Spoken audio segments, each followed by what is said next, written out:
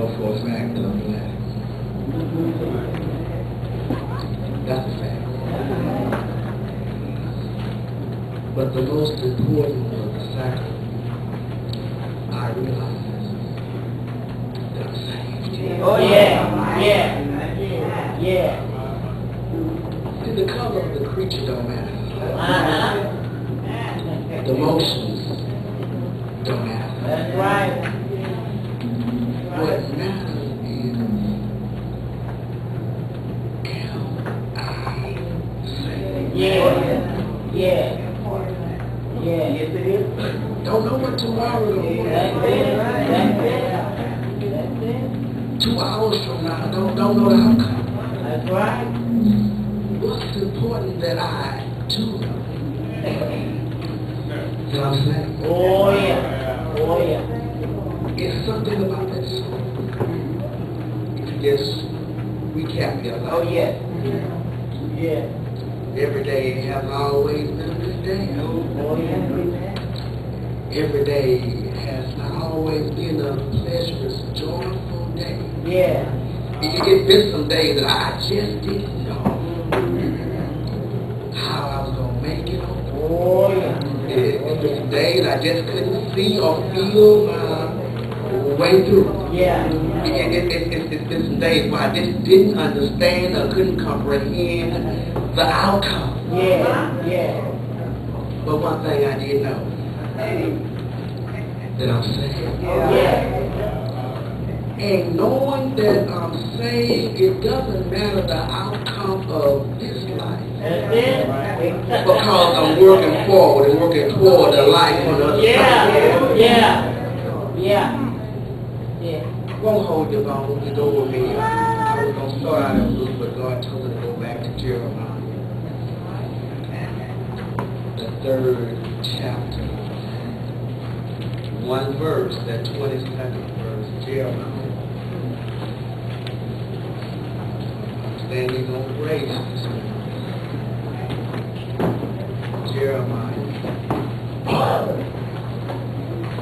That 3rd chapter. That one verse, that 22nd verse.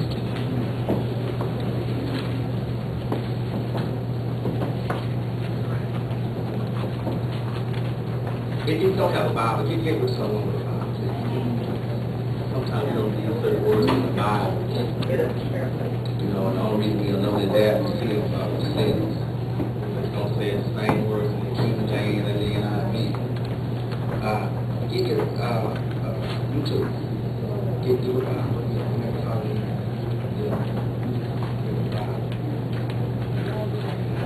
Yeah. Jeremiah, 3rd chapter, 22nd.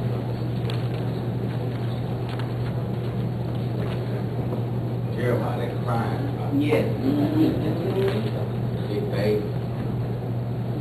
He want to tell the Lord, I ain't got nothing else to do no more. I don't want to listen to me. I'm sick and tired of it. You know, I know how to do it, y'all, so I ain't going to worry about it. I ain't going to say nothing to him no more. But it said at the end that Jeremiah said that at least our whole withhold all the gifts of God inside. Yeah. That it set his inside on fire. Yeah. Yeah. That he couldn't keep it to him. It was burning him too much on the inside that he had to tell somebody. Yeah. Yeah. Yeah. That wasn't in the sermon today. That wasn't in the sermon today. Yeah. Jeremiah, in that 3rd chapter, 22nd verse, Jeremiah said, listen, I'm sick of y'all. Return. Yeah. Ye backsliding children. And I will, this is the Lord speaking through Jeremiah, and I will heal your backsliding. Listen, behold, this is Israel talking. We come unto thee, for thou art the Lord our God. Now don't get loose. 22nd chapter, 31st verse.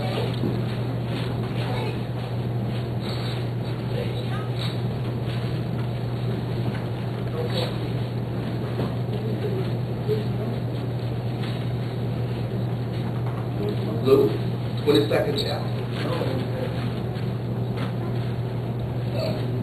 31st verse.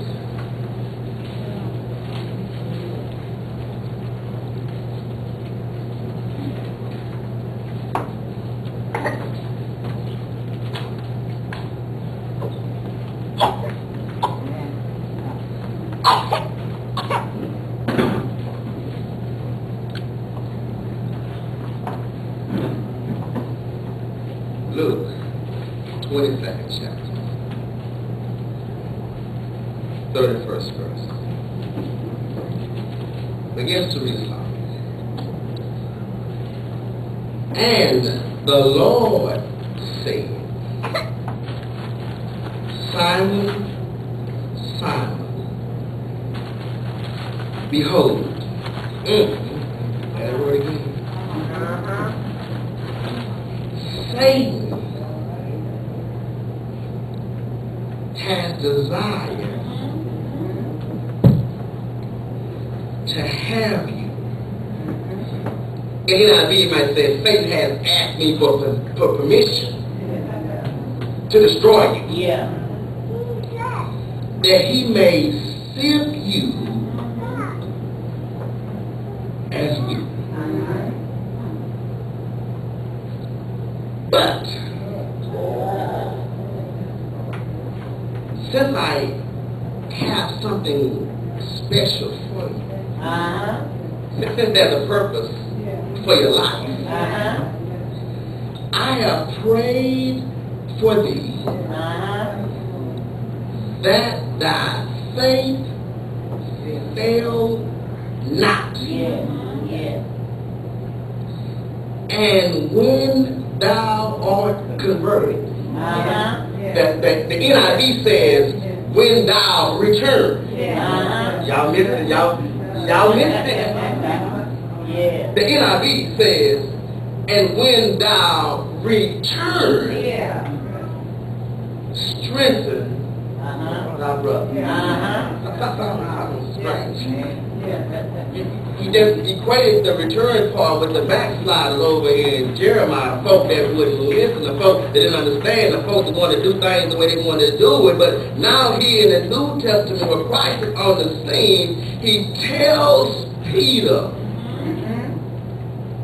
when you return,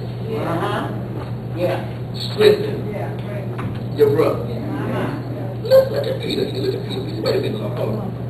This Peter talking. And I can imagine Peter, you know, these characteristics. But you just tired.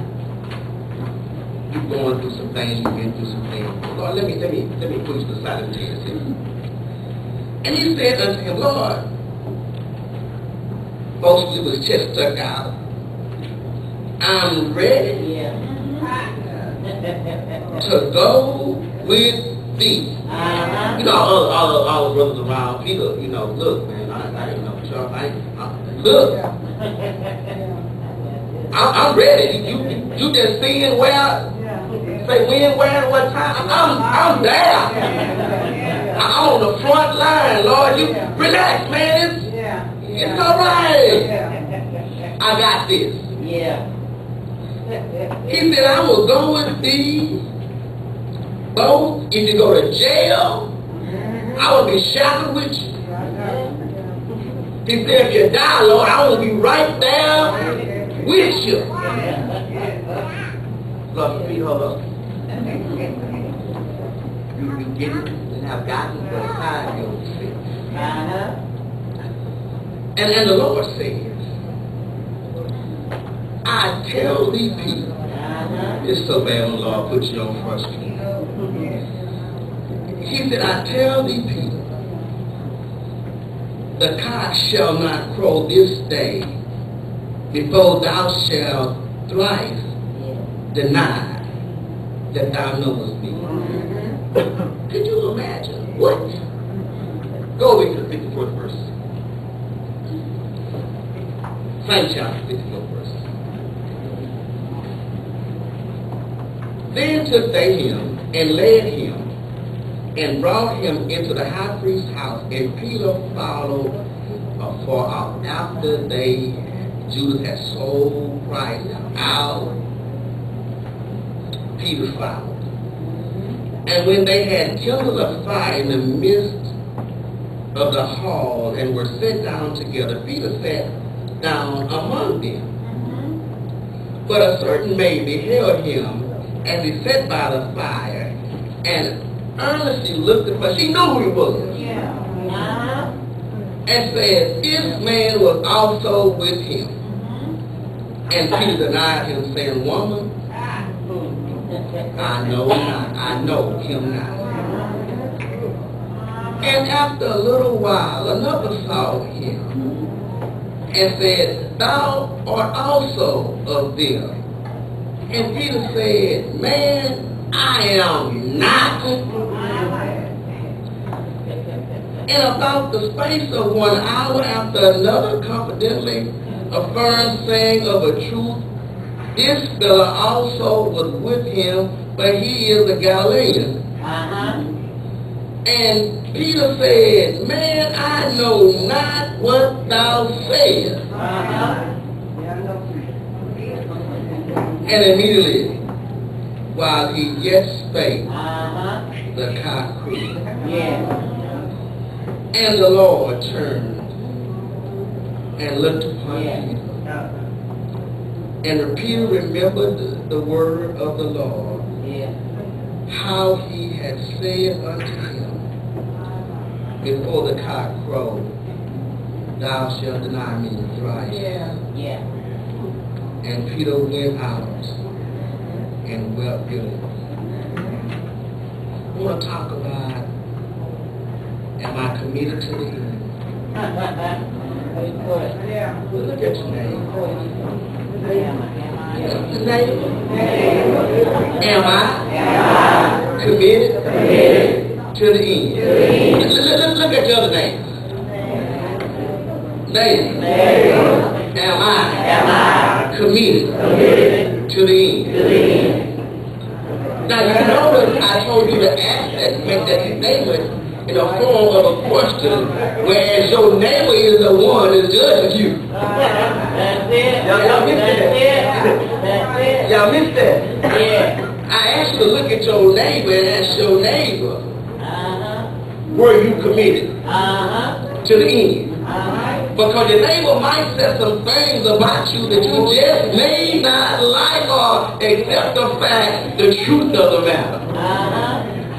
In this lesson, I looked at this and I said, Lord, look, I just want to deal with something that's going to move us into our disciple Bible study class and let us know how easy it is for us to sway away from the truth, how easy it is to sway away from standing bold on your word, but how easy it is for us to deviate from standing on the true gospel, how easy it is for us to accept anything that come our way, how easy it is for us to turn our back on right and on reality, that we won't say anything on your behalf that help or condemn any type of situation that's against your will and your way. I looked at this. And Brother Johnson talked to him this morning. He talked to me. He talked about Israel, how Israel always went back and forward. God bring them out, they go back in. God deliver them, they go right back. God bring them through, they go right back. And he made a statement, it sounds just like us. And I looked at this lesson because I was coming just from Luke from the beginning. I wasn't going back into Jeremiah, but as I looked at Luke and I looked what God was portraying to me in this 22nd chapter, and I looked at how it started off with, first of all, how they wanted to conquer Christ, how they wanted to kill Christ, how they wanted to destroy Christ from the beginning, and how Judas played his part in the capture of Jesus, how he had his last supper with his disciples, and before he left the disciples, he just wanted to get them some assurance that no matter what outcome, when the outcome looks, it's still victory on the other